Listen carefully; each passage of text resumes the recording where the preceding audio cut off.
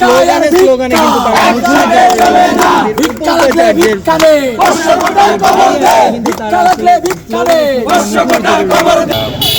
Conditional প্রাতিষ্ঠানিক সুবিধা offer করেছে এই জন্য যে বিশ্ববিদ্যালয়ের শিক্ষক কর্মকর্তা কর্মচারীরা 21 তারিখ থেকে একটা কমপ্লিট শাটডাউন ঘোষণা করে ফেলেছিল।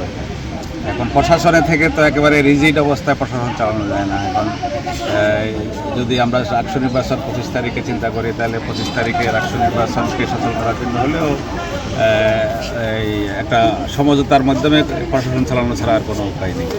শিক্ষক আমার যদি রাষ্ট্র নির্বাচনও করতে হয়, তাহলে 300+ শিক্ষকের সহযোগিতা দরকার, 1000 শিক্ষক কর্মকর্তা কর্মচারীর সহযোগিতা দরকার। তাহলে তারা যদি শাটডাউনই করে দেয়, তাহলে তো আর সম্ভব হলো না অনেক কিছুই।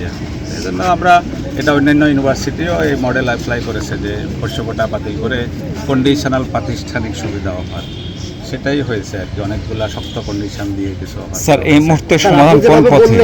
আলাপ আলোচনা। পোষ্য কোটা অথবা রাষ্ট্র, আপনি যেভাবে বাইনারিতে আনলেন, আপনি কি আসলে এইভাবেই করতে চাচ্ছেন যে হয় পোষ্য কোটা রাখতে হবে শিক্ষার্থীদের, না হয় রাষ্ট্র?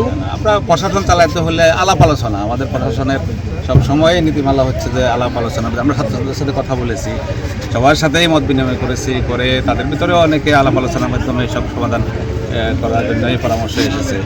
আমি কোনো এক পয়েন্টে এক পক্ষকে একেবারেই বঞ্চিত করে আরেক পক্ষকে সকল সুবিধা দিয়ে তো প্রশাসন চালানো যায় না। প্রশাসন চালাতে হলে একটা মধ্যম পন্থা অবলম্বন করতে হয়।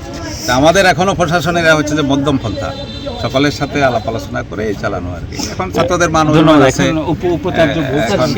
বলছিলেন যে উপাচার্যের বাইরে থাকার পরে আপনারা সাব কমিটি দিয়ে আসলে না এগুলো সবই আমাদের প্রশাসনের অংশ। উপাচার্য স্যার স্বরাষ্ট্র মন্ত্রণালয়ের সাডেন দাওয়াতে উনি গেছেন। আমরা উপাচার্যের একাত্ম কোনো কিছু করার উপায় নেই আর কি। সব কিছুই প্রশাসনিক সিদ্ধান্ত, এবং মাননীয় উপাচার্যই ভর্তি কমিটির সভাপতি, উনি এই রাকসু উপলক্ষে ঢাকায় স্বরাষ্ট্র মন্ত্রণালয়ের বৈঠকে গিয়েছেন এবং এটা সাডেন কল ছিল, এই জন্য আমাকে সভাপতি করতে হয়েছে। কিন্তু সকল কিছুই প্রশাসনিক স্বাভাবিক প্রক্রিয়ার অংশ। উপাচার্যের একক সিদ্ধান্তে কিছুই করার উপায় নেই।